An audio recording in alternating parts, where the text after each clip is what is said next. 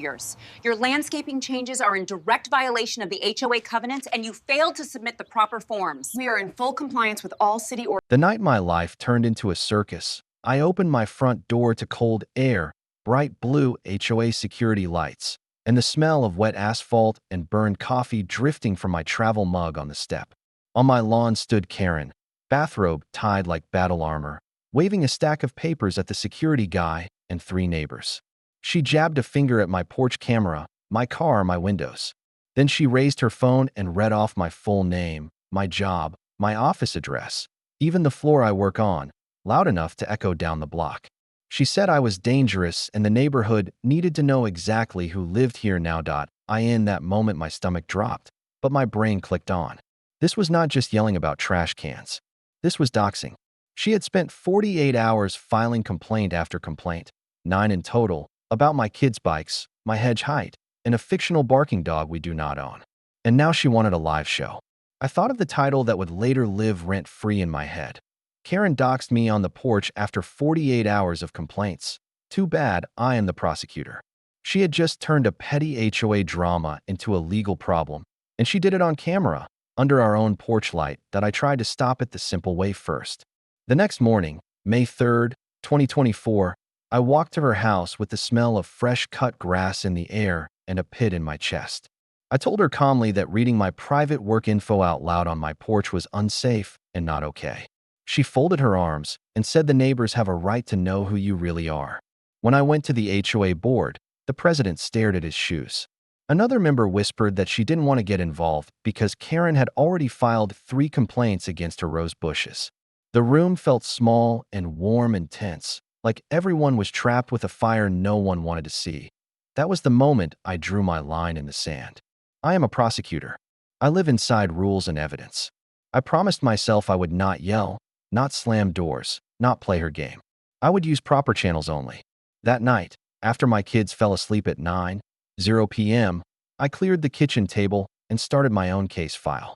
Timeline Item 1, April 5th at 4:27 a.m. False trespass call. I wrote it in pen. Then the next call, and the next complaint.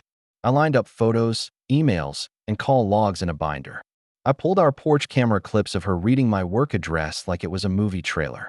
I took a breath, smelling cold coffee and printer ink, and hit send on my first public records request. The records came back faster than I expected. When the public records came in, the file landed with 63 pages.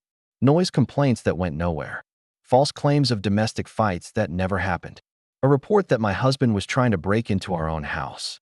She had used emergency lines like a customer service number. Patterns of false reports can be prosecuted.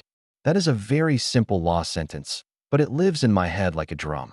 I set up a meeting downtown, not as the assigned attorney, but as a citizen with a stack of receipts. I declared my conflict of interest and sat on the other side of the table while my colleague read every line. The trap wasn't a secret sting. It was an agenda item. The HOA scheduled a community safety meeting for a Tuesday at 7:30 p.m. Karen thought it was her stage. She walked in with a notebook and a smug smile, already telling people she would show them more about me. What she didn't know was that the city police liaison, a deputy district attorney, and a code enforcement officer were sitting in the back, plain as any neighbor, holding copies of the same binder I had made. When the floor opened for concerns, she jumped in, started to hint about my job again. And that was when the board president cleared his throat and said we actually need to discuss one resident's pattern of complaints. Phones flew up. I saw at least 6 neighbors start recording. The board played the porch camera clip on a projector pulled onto the blank clubhouse wall. There she was, in fuzzy bathrobe HD, shouting my full name and office address while the security guy shifted from foot to foot. A few people gasped. One guy in the back let out a low whistle and laughed. The police liaison stood and, in calm, simple words, explained that using emergency services for fake calls and reading out someone's personal work information in a harassment pattern is not just HOA business. My colleague laid the public records packet on the table, and the thud was loud in the quiet room. The shift in the room felt like a tide turning. You could see it on faces. A mom who had always avoided eye contact with me actually scooted closer to watch. Someone whispered that explained so much. The board treasurer, who normally spoke in numbers only, announced that the HOA had received 11 complaints from Karen about me in 2 days, all closed as unfounded by security.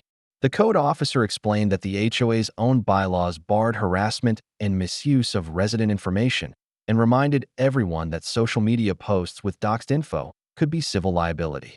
Karen's voice went high and shaky as she tried to say she was just protecting the community, but the videos and reports kept rolling. In the weeks after, life got quiet in the best way. The city filed a misdemeanor charge for one of her most serious false reports.